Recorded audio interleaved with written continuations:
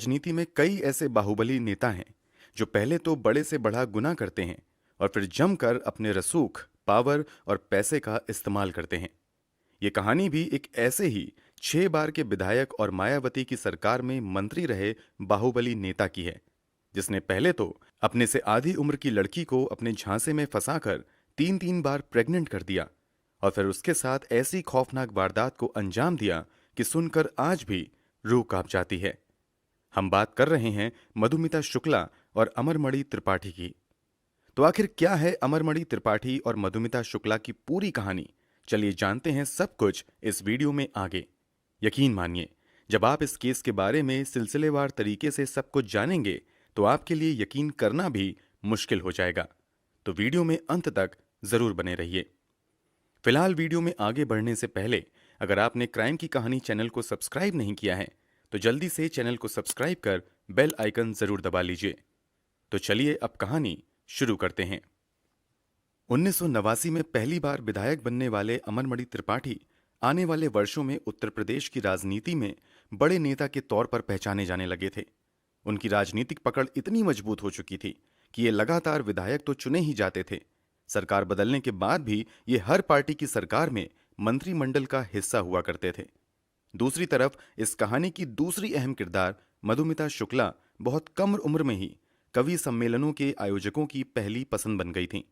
अभी इनकी उम्र 20 साल भी नहीं हुई थी कि तीखे तेवर और शानदार कविताओं की वजह से लोगों ने इन्हें काफी पसंद करना शुरू कर दिया था। पहले तो मधुमिता शुक्ला अपने करियर की शुरुआत छोटे मोटे मंचों पर प्रस्तुति देकर करती थीं, मगर जैसे जैसे उनकी लोकप्रियता बढ़ती है इन्हें दूसरे राज्यों से भी बुलावा आने लगता है। इसी क्रम में साल 2000 में मधुमिता शुक्ला के पास दिल्ली में आयोजित एक कवि सम्मेलन में शामिल होने का न्योता आता है। हजारों की भीड़ के सामने कम उम्र की मधुमिता शुक्ला एक मंझे हुए कवि की तरह अपनी कविताएं पढ़ती हैं, जिसे सुनकर हर कोई तालियां बजाने पर मजबूर हो जाता है। यहां मौजूद ऑडियंस में उत्तर प्रदेश की राजनीति में बाहुबली नेता के तौर पर पहचाने जाने वाले अमरमणि त्रिपाठी की मां सावित्री मणि त्रिपाठी भी शामिल थीं। अमरमणि की मां सावित्री मणि त्रिपाठी को कविताओं से बहुत ज्यादा प्रेम था। प्रोग्राम के दौरान ही जब अमरमणि की मां को पता चलता है कि मधुमती शुक्ला भी लखनऊ की हैं, तो एक ही शहर के होने की वजह से प्रोग्राम खत्म होने के बाद सावित्री मणि त्रिपाठी अपनी 2 बेटियों के साथ खास तौर से मधुमिता शुक्ला से मिलने जाती हैं और पर्सनली मिलकर मधुमिता का उत्साह बढ़ाती हैं। इतना ही नहीं, सावित्री मधुमिता को लखनऊ वापस आने पर उनके घर आकर मिलने का न्योता भी देती हैं। मधुमिता भी अमरमणि त्रिपाठी के राजनीतिक कद से बखूबी वाकिफ थीं। इस कारण मधुमिता के लिए अमरमणि की मां से मिलना बड़े सम्मान की तरह था। इसलिए अमरमणि की मां के निमंत्रण को वो खुशी खुशी स्वीकार करती हैं और वादा करती हैं कि लखनऊ वापस आने के बाद वो जरूर उनसे जाकर मिलेंगी। वादे के मुताबिक जब मधुमिता वापस लखनऊ आती हैं तो अमरमणि के घर उनकी मां से मिलने के लिए जाती हैं। दोनों की पहली मुलाकात काफी अच्छी रहती है। सावित्री मधुमिता की कविताओं से इतनी ज्यादा प्रभावित होती हैं कि इन दोनों का एक दूसरे के घर आने जाने का सिलसिला शुरू हो जाता है। इसी क्रम में जब एक दिन मधुमिता अमरमणि त्रिपाठी के घर आती हैं, तभी अमरमणि की नजर मधुमिता पर पड़ती है। अमरमणि भी पहले मधुमिता शुक्ला के बारे में कई बार सुन चुका था। इसके अलावा अमरमणि की मां भी मधुमिता के बारे में कई बार अमरमणि से बात कर चुकी थी। इसलिए पहली ही मुलाकात में अमरमणि मधुमिता से अपने चुनावी भाषण के लिए कुछ लाइन लिखने के लिए कहता है। अमरमणि के कहने पर मधुमिता तुरंत कुछ लाइन लिखकर अमरमणि को दे देती हैं और इस तरह अमरमणि तथा मधुमिता शुक्ला की बातचीत शुरू होती है। धीरे धीरे नियमित तौर पर दोनों का मिलना जुलना शुरू हो जाता है। दुनिया की नजरों में मधुमिता अमरमणि के लिए चुनावी भाषण तैयार करती हैं। ये सब कुछ कई महीनों तक चलते हुए आ जाता है साल 2003। तारीख थी 9 मई।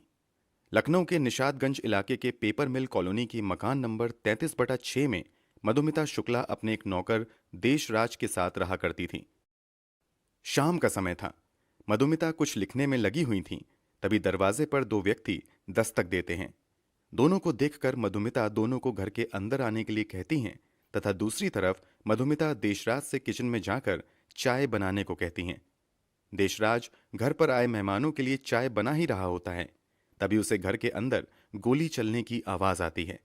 वो जल्दी से किचन से भागकर बाहर निकलता है तो देखता है कि फर्श पर मधुमिता खून से लथपथ तड़प रही हैं और जिस मेहमान के लिए वो चाय बना रहा था वो तेजी से घर का दरवाजा बंद करके मोटरसाइकिल से भाग रहा है। देशराज दोनों को भागते देख शोर मचाता है और मदद के लिए लोगों को बुलाता है, मगर कोई भी उन दोनों को पकड़ने में कामयाब नहीं होता है। इधर तड़पते हुए कुछ ही देर बाद मधुमिता का शरीर भी ठंडा पड़ जाता है।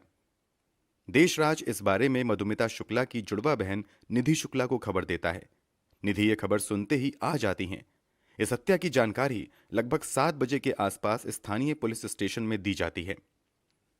हत्या की खबर सुनकर पुलिस वालों को लगता है कि यह हत्या लूटपाट के इरादे से की गई है, मगर जब कुछ आला पुलिस अधिकारी मौके पर पहुंचते हैं तो उन्हें अंदाजा हो जाता है कि दरअसल घर में किसी तरह की लूटपाट नहीं हुई है, बल्कि बिल्कुल नजदीक से मधुमिता को गोली मारी गई है। मौके पर पुलिस के कई आला अधिकारी पहुंचते हैं और मामले की जांच शुरू करते हैं। सबसे पहले स्थानीय पुलिस अधिकारी मधुमिता के कमरों की तलाशी लेते हैं, जहां से उन्हें मधुमिता का मोबाइल और कुछ पर्सनल डायरी मिलती हैं। घर से कुछ सबूत और सामान जब्त करके उन्हें जांच के लिए आगे भेज दिया जाता है, जबकि मधुमिता के शव को अगले दिन पोस्टमार्टम के लिए भेज दिया जाता है। खबर आती है कि जिस अस्पताल में मधुमिता का पोस्टमार्टम होता है वहां खुद अमरमणि त्रिपाठी अपने सहयोगियों के साथ आते हैं और पोस्टमार्टम पूरा होने तक वहीं पर खड़े रहते हैं। अमरमणि के ऐसा करने के पीछे की वजह तब ये बताई जाती है कि निजी तौर पर मधुमिता को अमरमणि की मां पसंद करती थी। इसके अलावा मधुमिता खुद भी अमरमणि के लिए काम किया करती थी, इसलिए अमरमणि परिवार की हिम्मत बढ़ाने के लिए पोस्टमार्टम रूम तक आते हैं। पोस्टमार्टम करवाने के बाद अमरमणि त्रिपाठी अपनी ही निगरानी में मधुमिता शुक्ला के शव को मधुमिता के पैतृक आवास लखीमपुर खीरी के लिए रवाना कर देते हैं। लखनऊ से मधुमिता शुक्ला का घर लगभग 140 किलोमीटर था। इसमें से लगभग 110 किलोमीटर का सफर सभी लोग पूरा कर चुके थे। गांव में अंतिम संस्कार की तैयारी भी पूरी हो चुकी थी।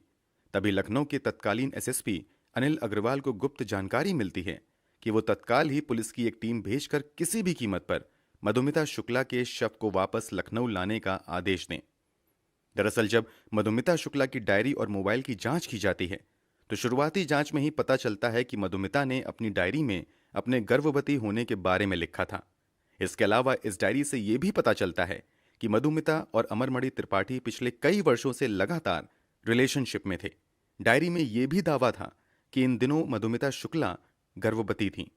एसएसपी अनिल अग्रवाल तुरंत इन दावों के बारे में मधुमिता शुक्ला की बहन निधि शुक्ला से बात करते हैं। निधि ये बात कंफर्म करती है कि अमरमणि त्रिपाठी और उसकी बहन मधुमिता शुक्ला काफी समय से एक दूसरे के साथ रिश्ते में थे और ये तीसरी बार है जब मधुमिता प्रेग्नेंट हुई हैं। इससे पहले 2 बार मधुमिता का अबॉर्शन करवा दिया गया था। इसका भी जिक्र मधुमिता की डायरी में मिलता है।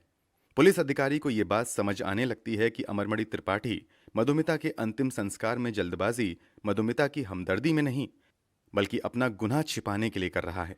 इसलिए वो जल्द से जल्द किसी भी कीमत पर मधुमिता का शव वापस लखनऊ लाने के लिए कहते हैं, ताकि इस बात को कंफर्म किया जा सके कि मधुमिता वास्तव में प्रेग्नेंट हैं या नहीं, और अगर प्रेग्नेंट हैं तो उस बच्चे का पिता कौन है।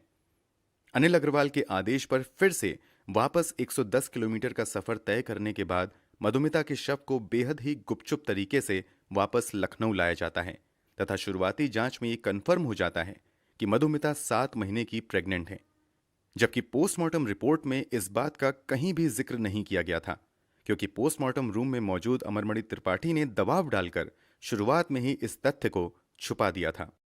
अब एसएसपी अनिल अग्रवाल अपनी निगरानी में मधुमिता के गर्भ में पल रहे भ्रूण का डीएनए सैंपल कलेक्ट करवाते हैं, ताकि इस बात का पता लगाया जा सके कि इस बच्चे का पिता कौन है। जैसा कि मधुमिता शुक्ला की डायरी में अमरमणि त्रिपाठी का जिक्र बच्चों के पिता के तौर पर था, इसलिए पूरी कागजी कार्यवाही पूरी करने के बाद अमरमणि त्रिपाठी का भी डीएनए सैंपल लिया जाता है। कुछ दिनों बाद जब डीएनए सैंपल का रिजल्ट आता है तो पता चलता है कि वास्तव में मधुमिता शुक्ला के गर्भ में पल रहे बच्चे का पिता कोई और नहीं बल्कि अमरमणि त्रिपाठी हैं। इन सब के अलावा शुरुआत में ही मधुमिता शुक्ला की बहन निधि शुक्ला भी पुलिस के सामने बयान देते हुए अमरमणि त्रिपाठी पर भी अपनी बहन की हत्या का आरोप लगाते हुए एफआईआर दर्ज करने की मांग करती हैं। निधि के मुताबिक अमरमणि ने मधुमिता से शादी का वादा करते हुए शारीरिक संबंध बनाए थे। पहले 2 बार जब मधुमिता प्रेग्नेंट हुई थी तो किसी तरह अमरमणि ने अबॉर्शन करवा दिया था, मगर तीसरी बार मधुमिता अबॉर्शन करने से मना कर देती हैं। इस कारण अपना गुनाह छिपाने के लिए अमरमणि त्रिपाठी मधुमिता की हत्या करवा देते हैं। निधि शुक्ला के इस बयान के बावजूद शुरुआती दौर में अमरमणि त्रिपाठी या अमरमणि के परिवार को किसी को भी आरोपी नहीं बनाया जाता है और ना ही किसी का नाम एफआईआर में दर्ज किया जाता है।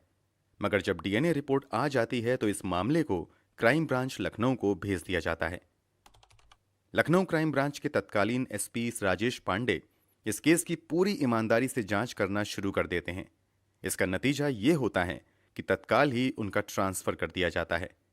उस समय उत्तर प्रदेश की मुख्यमंत्री मायावती थी और अमरमणि त्रिपाठी तब मायावती की सरकार में मंत्री भी हुआ करते थे। मायावती पर आरोप लगने लगते हैं कि वो अमरमणि त्रिपाठी को बचाने के लिए ही अधिकारियों का ट्रांसफर करवा रही हैं। इसके अलावा लगातार सीबीआई से इस मामले की जांच की भी मांग होती रहती है, मगर मायावती इस मामले को सीबीआई तक नहीं भेजती हैं। हालांकि जब दबाव बहुत ज्यादा बढ़ता है तब इस मामले की जांच सीआईडी को दे दी जाती है। मामला हाथ में लेने के बाद सीआईडी के अधिकारी इस मामले की जांच शुरू करते हैं, मगर यहां भी कुछ अजीब घटनाएं देखने को मिलती हैं। दरअसल जब सीआईडी के 2 अधिकारी पूरी मेहनत से इस केस की जांच करने लगते हैं तथा एक दिन अमरमणि त्रिपाठी के घर उससे पूछताछ करने पहुंच जाते हैं तो उन दोनों अधिकारियों को ही मायावती की सरकार द्वारा सस्पेंड कर दिया जाता है। अब खुले तौर पर मायावती पर अमरमणि त्रिपाठी को बचाने का आरोप लगने लगता है। हालांकि जब हंगामा ज्यादा बढ़ता है तो मायावती अमरमणि त्रिपाठी को मंत्रिमंडल से तो निकाल देती हैं, मगर उनके खिलाफ जांच में किसी तरह की तेजी नहीं देखी जाती है। इसी बीच बहन को न्याय दिलाने की लड़ाई लड़ रही निधि शुक्ला मामले के बारे में तत्कालीन प्रधानमंत्री अटल बिहारी वाजपेयी से बात करती हैं तथा उनसे इस मामले की जांच सीबीआई से करवाने की सिफारिश करती हैं। कथित तौर पर पीएमओ से दबाव आने के बाद मायावती इस मामले की जांच सीबीआई से करवाने को तैयार हो जाती हैं। 17 मई 2003 को आखिरकार इस मामले को सीबीआई के हवाले कर दिया जाता है। अब जो जांच में खुलासा होता है वो हैरान करने वाला होता है। दरअसल इस हत्या में केवल अमरमणि त्रिपाठी का ही रोल नहीं था, बल्कि पूरी साजिश के तहत इस हत्या को अंजाम दिया गया था।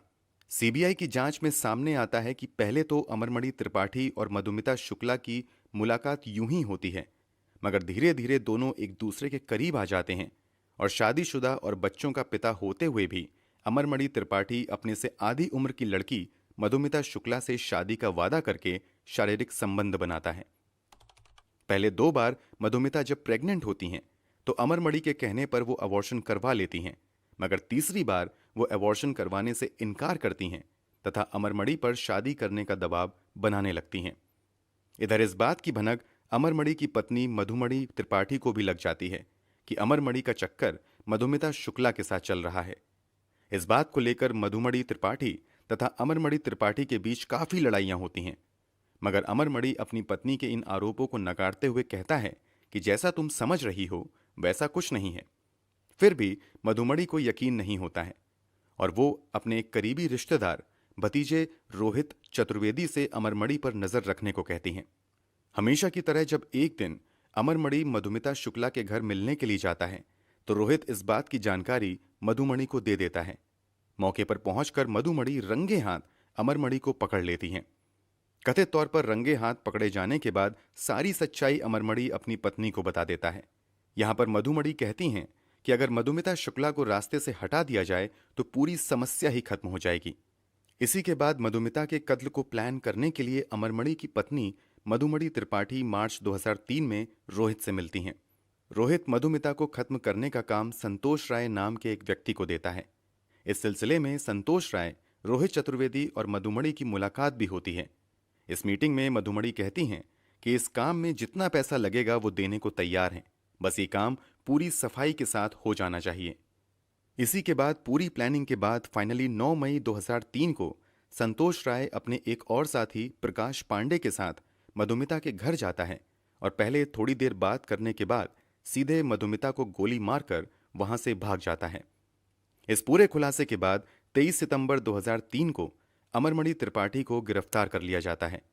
वहीं इस मामले में संतोष राय, सत्य प्रकाश, प्रकाश पांडे, पप्पू, रोहित चतुर्वेदी, मधुमणि त्रिपाठी, अमरमणि त्रिपाठी तथा यज्ञ नारायण दीक्षित नाम के व्यक्ति को कत्ल का आरोपी बनाया जाता है। अमरमणि को गिरफ्तार तो कर लिया जाता है, मगर कुछ ही हफ्तों बाद उसे हाई कोर्ट से बेल भी मिल जाती है। इतना ही नहीं, इस पूरे मामले में जांच के दौरान पावर और पैसे का इस्तेमाल इतना ज्यादा होता है कि एक के बाद एक कई अहम गवाह मामले से मुकर जाते हैं। इसके अलावा केस को नया मोड़ देने की भी कोशिश की जाती है। अमरमणि त्रिपाठी पक्ष की ओर से फर्जी सबूत बनाते हुए यह दावा किया जाता है कि मधुमिता शुक्ला 2002 में ही आईआईटी कानपुर के एक छात्र से शादी कर चुकी हैं, मगर आगे चलकर यह दावा झूठा साबित होता है।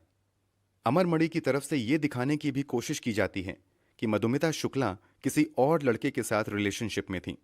इसके लिए बीएसएनएल के अधिकारियों के साथ मिलकर फर्जी सीडीआर बनवाया जाता है तथा उसे सबूत के तौर पर कोर्ट में पेश किया जाता है, मगर आगे चलकर यह भी फर्जी साबित हो जाता है।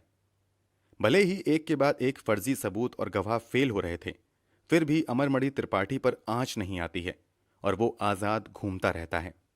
इसी के बाद मधुमिता शुक्ला की बहन निधि शुक्ला केस को उत्तर प्रदेश के बाहर ट्रांसफर करने के लिए सुप्रीम कोर्ट में अपील करती हैं। सुप्रीम कोर्ट में मामले की सुनवाई होती है और इस पूरे मामले को उत्तराखंड ट्रांसफर कर दिया जाता है। अमरमणि त्रिपाठी की जमानत भी रद्द कर दी जाती है। फाइनली उत्तराखंड में इस मामले की सुनवाई शुरू होती है और अमरमणि त्रिपाठी पर लगाए गए सभी आरोप सही साबित होते हैं। इस कारण 24 अक्टूबर 2007 को इस मामले में अमरमणि त्रिपाठी और उसकी पत्नी मधुमणि त्रिपाठी समेत कुल 6 लोगों को दोषी करार दिया जाता है तथा सभी को उम्र कैद की सजा सुनाई जाती है। इसके बाद अमरमणि त्रिपाठी और उसकी पत्नी समेत बाकी आरोपी भी जेल में ही रहते हैं, मगर 2012 में इन सभी को उत्तराखंड की जेल से वापस गोरखपुर सेंट्रल जेल में ट्रांसफर कर दिया जाता है। कमाल की बात तो यह होती है कि उत्तर प्रदेश में वापस आते ही अमरमणि त्रिपाठी कुछ ही समय तक जेल में रहता है और उसके बाद बीमारी को आधार बनाकर खुद को बीआरडी मेडिकल कॉलेज में ट्रांसफर करवा लेता है।